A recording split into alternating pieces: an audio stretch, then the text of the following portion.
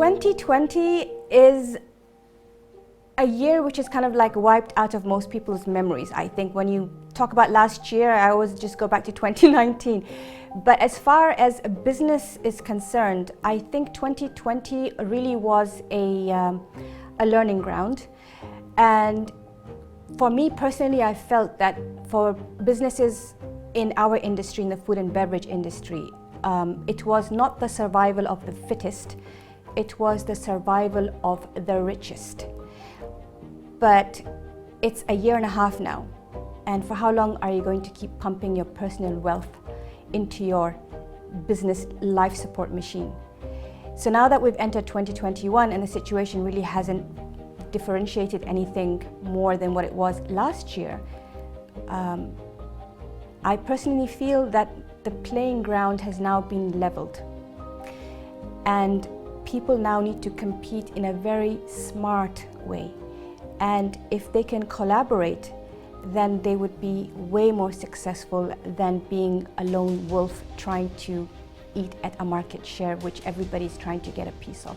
So if I was running the government, I would definitely want to have a collaborative union of all the different entities in making a unified decision, not just one that serves the interest of an individual government entity as far as fulfilling their quota is concerned, but rather on how that decision affects in a domino way every other ministry. And for that, it's really, really important to be able to get the information directly from those on ground zero, which are the business owners. I'm not saying that every single suggestion has to be taken, but of course you need to gather the most common concerns, pros and cons, both positive and negative aspects, and make a decision that would be of benefit to all concerned. I believe that the Chamber of Commerce in Oman needs to play a much greater role for what they were created. They need to be the platform that takes the issues concerning businesses up to the higher authority so that they can be resolved.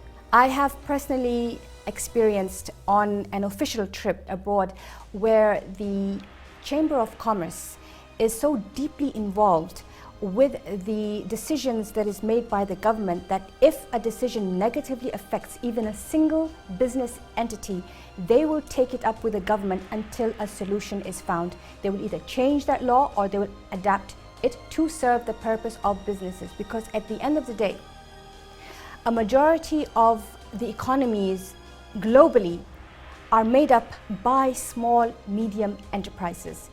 That case may be different for Oman, but we need to grow and we need to expand, because this is what diversification away from the oil and gas industry is all about. But the only way we can diversify is by strengthening the other industries that are not part of the oil and gas industry. I would like to say that personally, I have experienced some excellent service from the Baladia in specific, which is the entity which I mostly deal with. These gentlemen are extremely strict in their job, but that's something that I absolutely respect because they know exactly what they're doing. And they always welcome me with all my new ideas that I try to incorporate into my business, because as I said to you, it's now time to change our strategy. So many times I think of ideas, but I need to make sure that this is actually permissible for me to do so. So the support that they give me, either with they will look into it in all the aspects and they will tell me legally whether it is possible or it's not possible. And if not, they will always come back and suggest to me an alternative if I find that might be useful for me.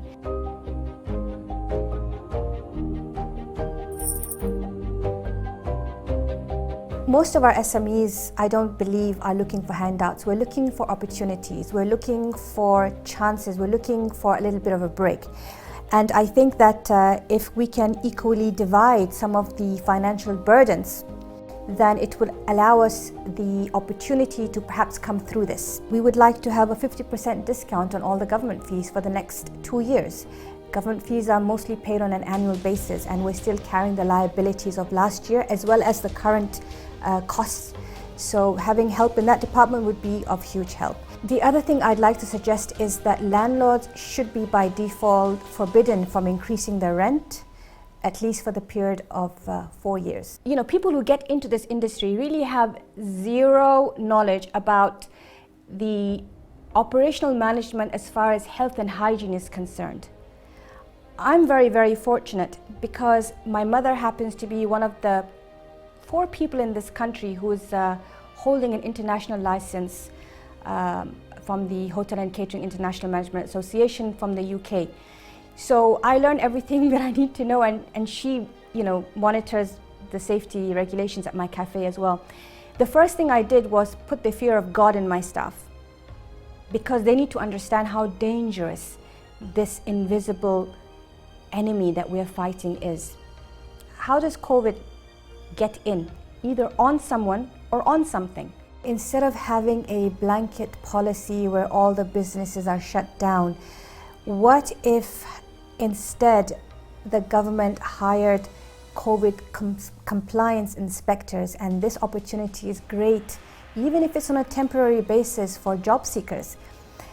They can be your security personnel, extra personnel working in malls, checking out beaches, checking out clubs, checking out restaurants, checking out cafes, making sure that nobody's violating the regulations, and those who are should be the only ones held accountable, instead of everyone having to pay for the mistake of 1 or 2 people. It would also be really great if private banks would consider giving out very minimum interest, like even 1.5% micro loans, maybe capped at 5,000 over a period of 2 years for repayment, without asking for collateral, and just making sure that they actually have a current active business. We also need constant awareness campaigns that explains why something needs to be done, so that the how becomes more acceptable.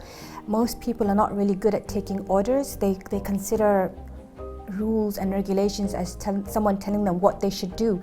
But when we educate people as to why it's absolutely necessary, they become more acceptable to applying those regulations. And the last thing that we desperately need are webinar sessions, both in Arabic as well as in English.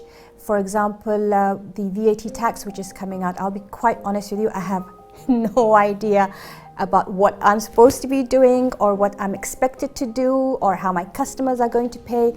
I don't even know how the bank is going to know the difference between my income and that which is VAT when a person pays by their debit or credit card. So I'm very, very lost in this.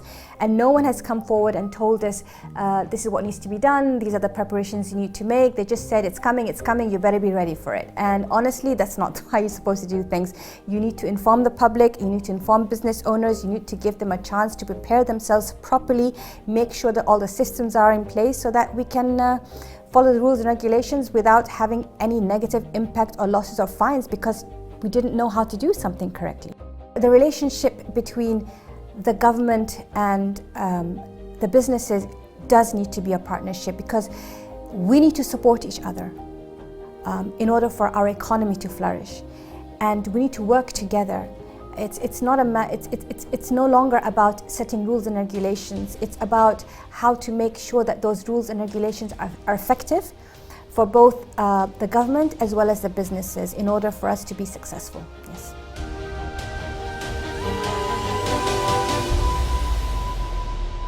لهن لأجل عمان.